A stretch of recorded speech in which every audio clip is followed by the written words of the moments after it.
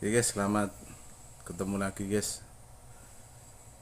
Kemarin kita cerita waktu kecil, bagaimana kondisi SD sampai bisa menamatkan sekolah SD-nya dan mendapatkan ijazahnya.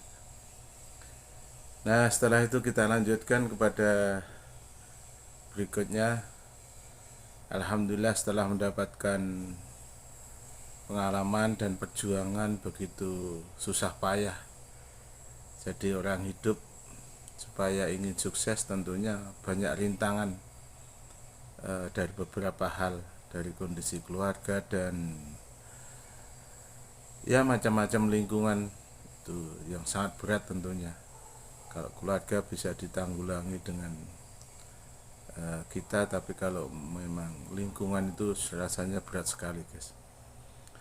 Teman-teman, kita setelah itu kita alhamdulillah dapat ijazah. Kita berusaha untuk mendapatkan sekolah yang lebih tinggi lagi, dari SD ke SMP, sekolah pertama menengah ya, sekolah menengah pertama SMP. Ya alhamdulillah saya bisa diterima di SMP Sinduadi yang sekarang menjadi SMP 2 Melati. Nah, di sini sudah punya pengalaman. Nah, tentunya pengalaman itu sangat berharga dan bisa melanjutkan jenjang ke berikutnya. Saya masuk di SMP, alhamdulillah kita selesaikan tepat waktu.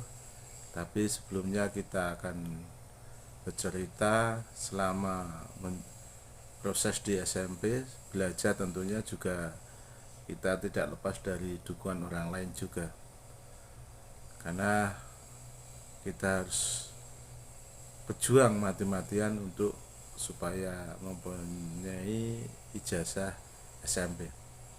Di SMP saya dari kelas 1 sampai kelas 3 tetap masih melanjutkan ikut orang lagi, pengalaman lagi, karena situasi kondisi keluarga juga masih di bawah standar. Alhamdulillah, mengapa saya katakan dari kelima anak yang bisa lepas dari saya adalah saya anak pertama. Tentunya inginnya menjadi contoh yang lain, tetapi akhirnya ya lainnya cuma sampai SMP, nggak nyampe ada yang SMA. Saya pertama dari SMP ini, saya ikut orang lagi, tempat keluarga yang sudah mapan, yaitu Pak Soeharto di Kutu Tegal. Ikut di sana, tapi saya tidak melulu ikut orang, tapi saya ingin bisa berdiri, belajar untuk hidup. Saya bilang saya ikut di sini, tapi saya dikasih pekerjaan. Akhirnya saya dibelikan riset pembuat es itu. Alhamdulillah saya gunakan, saya manfaatkan. Pagi kita sekolah, siangnya pulang kita bikin es ya. Kita bikin es, kita malamnya masuk, siangnya langsung masukkan kulkas, paginya sudah jadi. Pagi-pagi setengah 6 sebelum menyelesaikan, ya biasalah kalau pagi bangun pagi untuk membereskan persiapan makan dan macam-macam, kita mandi langsung kita menyiapkan termos-termos untuk es itu, kita titipkan ke warung-warung. Ya pertama ada 5 warung, alhamdulillah. Habis itu kita ke sekolah. Sekolah di SMP karena dekat, tentunya tidak terlalu banyak ongkos biaya untuk perjalanan, cuma jalan kaki saja. Siang habis pulang dari sekolah kita cek apakah SS tadi laku atau tidak, dan minta masukan-masukan dari pembeli atau pelanggan, kurang apa atau kurang manis atau gimana, tentunya kita bisa memperbaiki ke depannya. Alhamdulillah kita titip dengan 100 dari beberapa tempat habis semuanya. Ada kadang siang tuh minta tambah, kita tambah. Kita rutinitas seperti itu guys. Jadi selama 3 tahun kita alami, dan perkembangan dari ke tahun ke tahun, alhamdulillah dari pesta-pesta dari guru ada yang langsung pesen, itu juga membantu saya, dan kampung juga ada yang pesen bila ada ulang tahun anak-anak juga membantu saya. Dan alhamdulillah, karena beda es saya itu airnya dari air yang sudah masak, jadi tidak mentah ya, dari cuma enggak, tapi kita masak, kita beli obatnya di Surya Atmajan Yogyakarta, obatnya di sana, plastiknya kita bunteli, ya belajarlah. Namanya hidup kan harus seperti itu. Alhamdulillah itu saya jalani, bisa berjalan dengan baik, dan alhamdulillah bisa mendapatkan untung.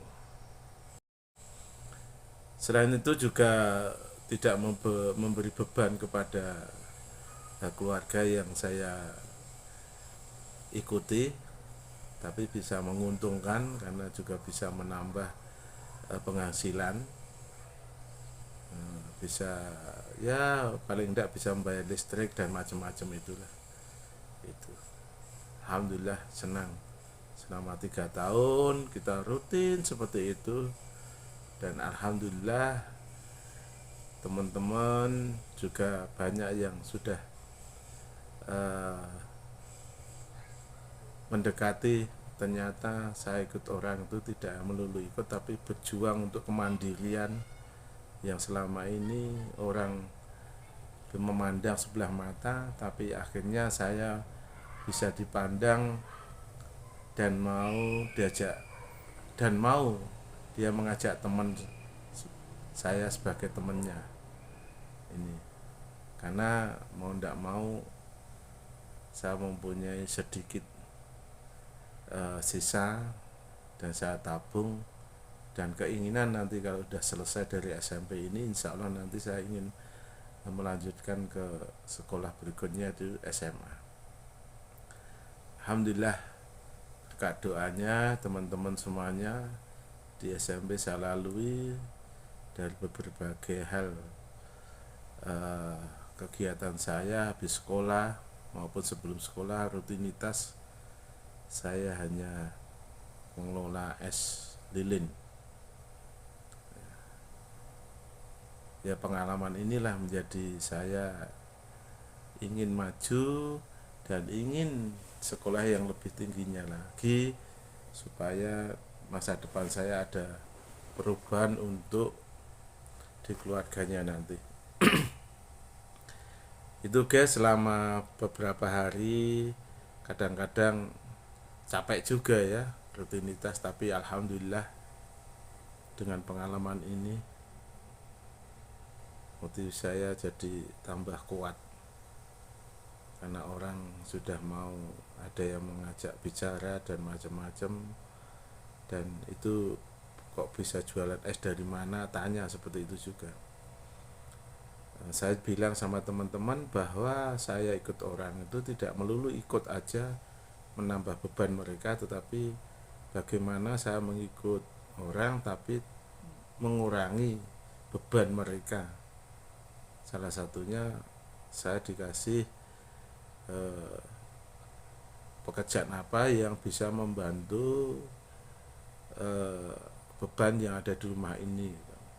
Tapi alhamdulillah beliaunya menanggapi dengan baik dan ngasih solusi, masukan-masukan saya langsung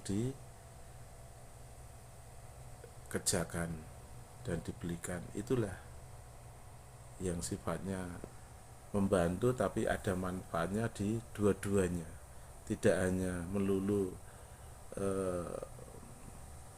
membantu, tapi kadang-kadang di sisi lain ada yang merasa dirugikan. Ini selama 3 tahun, alhamdulillah perjuangan ini saya sampaikan pada teman-teman, dan alhamdulillah juga pada waktu lulus itu saya bisa tepat waktu. Alhamdulillah, doa teman-teman, terima kasih.